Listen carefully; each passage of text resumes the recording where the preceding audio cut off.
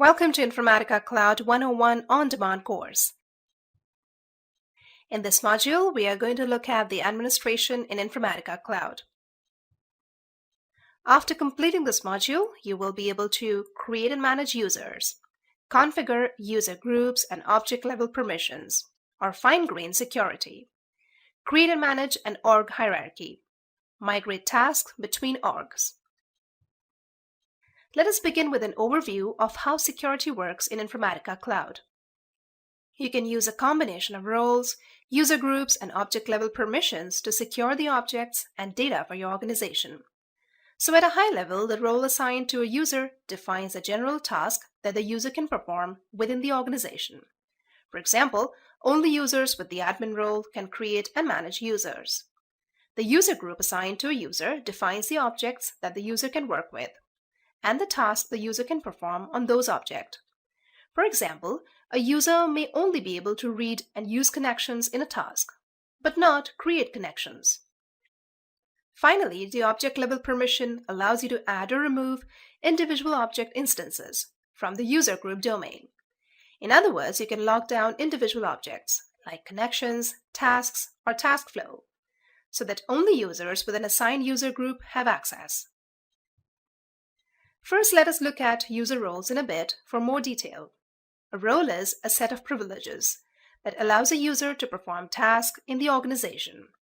You should assign each user in your org with at least one role.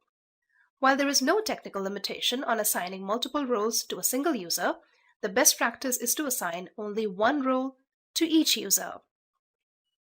Roles determine the functionality in Informatica Cloud menus that are available to a user. For example, to access the Administer menu and perform any administrative tasks, your user must have the admin role. The following roles are available in Informatica Cloud. Admin role.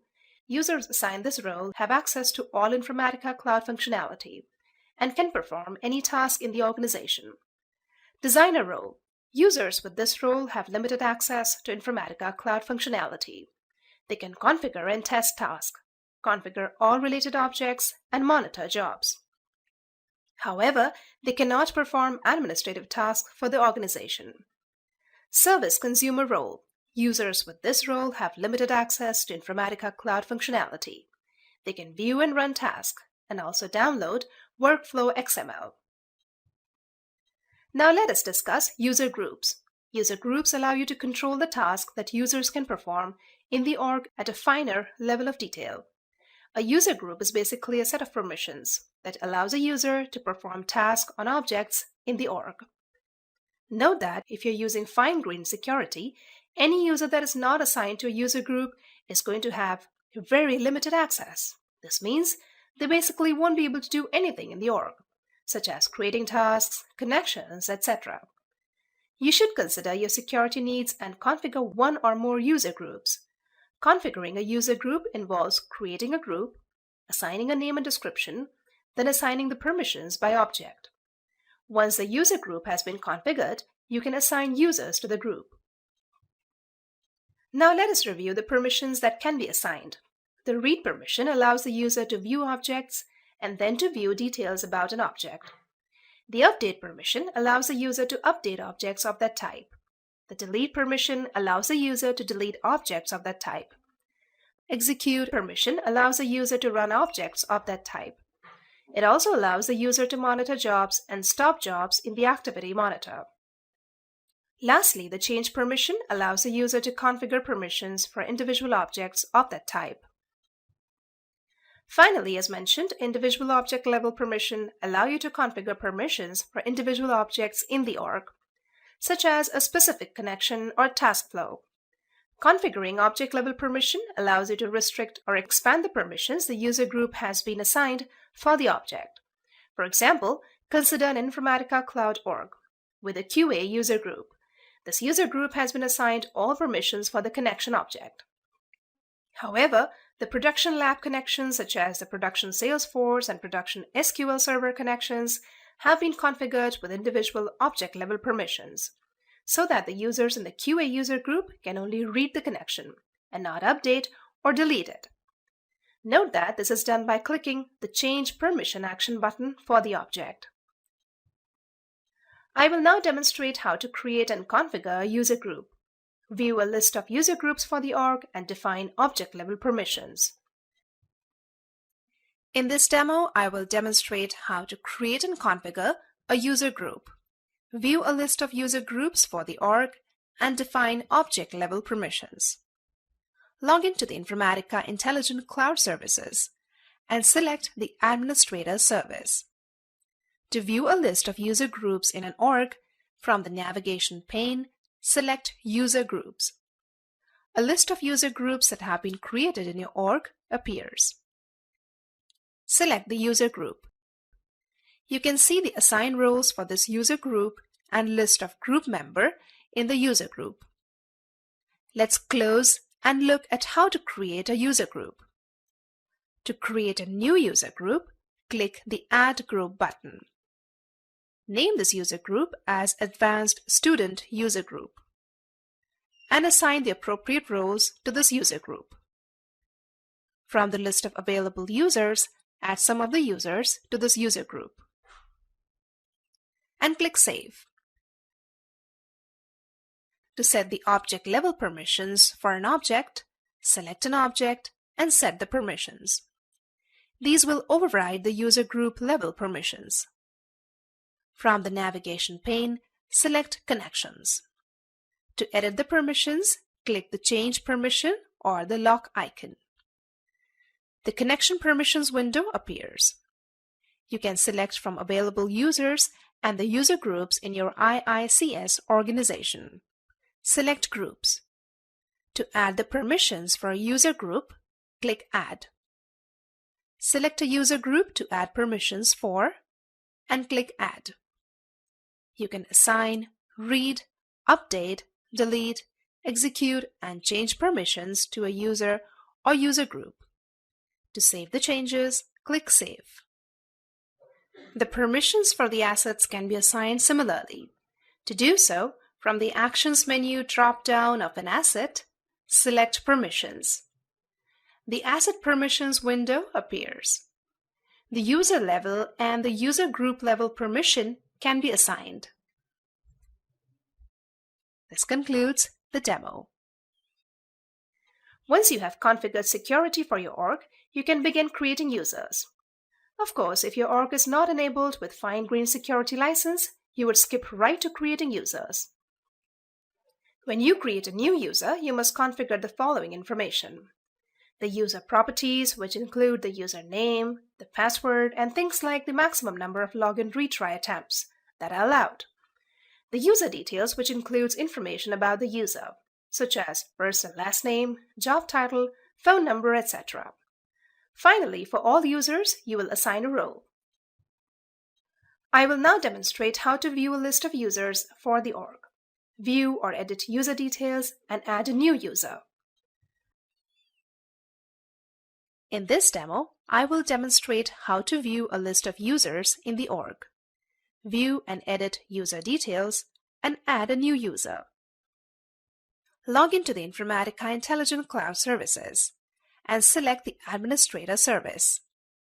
To view a list of users in an org, from the navigation pane, select User.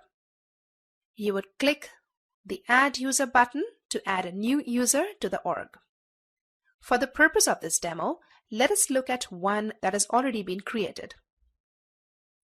For a user, you will enter the user information, login settings, and assign the user groups and roles. This concludes the demo. An organization hierarchy is a hierarchy of related organizations that includes a parent organization and one or more sub-organizations. In some situations, your company may have multiple Informatica Cloud orgs. For example, you may have separate orgs for individual business units or development teams. Note that to create an organization hierarchy, the parent organization must have the org hierarchy license.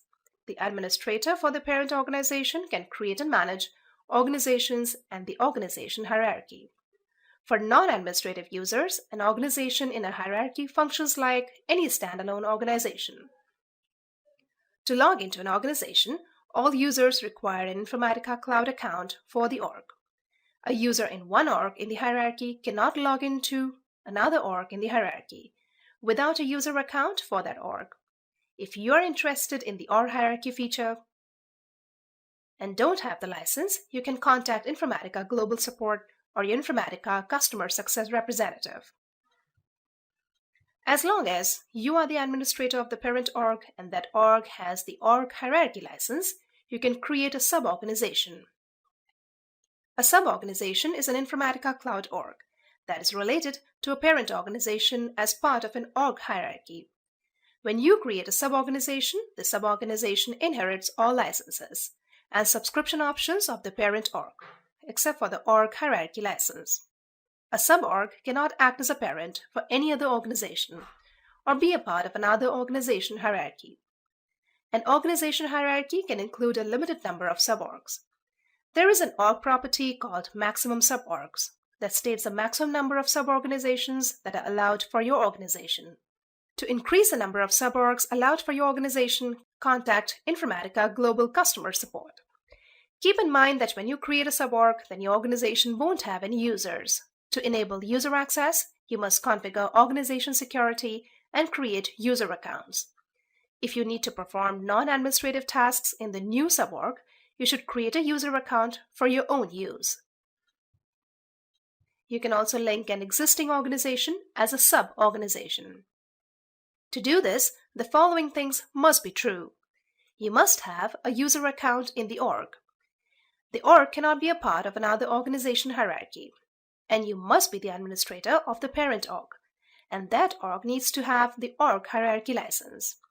When you link an org, the organization will keep existing licenses and subscription options, rather than inheriting the license and subscription options from the parent org. After the org has been linked as a sub-org, it cannot act as a parent for other orgs.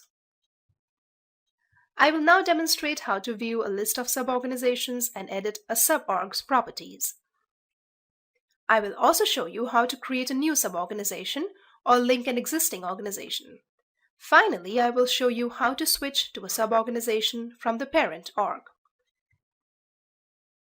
In this demo, I will demonstrate how to view a list of sub-organizations, edit the sub-org's properties, creating a sub-organization or link an existing organization, and switch between the sub-organizations and the parent org.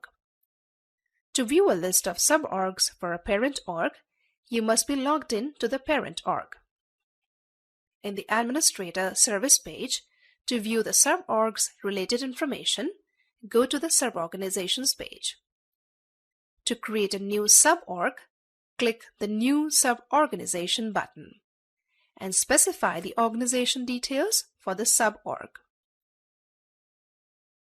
To link an existing org, click the Link Sub-Organization button.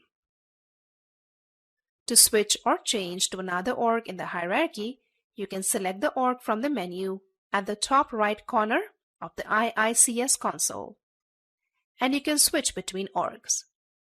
This will give you the access to the sub-organization. This concludes the demo. The next topic in this module is on migrating assets. So if you have more than one Informatica Cloud orgs, you have the ability to migrate assets between the orgs. Typically, this feature is used to migrate assets from a sandbox org to a production org, although you can also migrate assets between two production orgs. For example, it can be used to migrate assets from a parent org to one or more sub-orgs. Note that before you begin migrating assets to a target org, you must have a secure agent up and running in that org. You can migrate tasks, task flows, maplets, saved queries. When you migrate an asset, any dependent objects will be automatically migrated. For example, when you migrate a task, it's automatically going to migrate all the connections that are used in that task. Similarly, when you migrate task flow, then it will migrate all the tasks in that task flow, plus any connections that are used in those tasks. Schedule information is not migrated, so you would need to reassign schedules once the task or task flow is migrated to the target org. There are a few other things you should be aware of when migrating assets. For security reasons, connections are migrated without passwords. For Salesforce connection, this also includes security tokens. Therefore, you will need to update and verify all connections in the target org. Also, when a connection is migrated, it is automatically assigned to the first agent in the target org. So if there is more than one agent in your target org, you may need to reassign the agent for the connection. Lastly, migrated assets must have unique names. This means you cannot migrate an asset that has the same name as an existing asset in your target org. If you attempt to migrate an asset with the same name, you will get an error. We recommend versioning assets by assigning version numbers in the originating org. I will now demonstrate how to migrate some assets from one org to the other. In this demonstration, I will demonstrate how to migrate some assets to another organization. The asset migration can be performed with the export and import feature of IICS. To export or import an asset, you must be on the Explore page of the Data Integration Service. You can either export and import a complete project or folder or any selected asset. For this demo, I will export the complete project. Select the project to be exported, and from the Actions menu drop-down for the project, click Export. The Export Assets window appears. Specify the job name. The list of assets to be exported with the project are displayed under the Assets section. To complete the export, click the Export button. The export will be performed as a task. Go to the Task Detail page in My Jobs.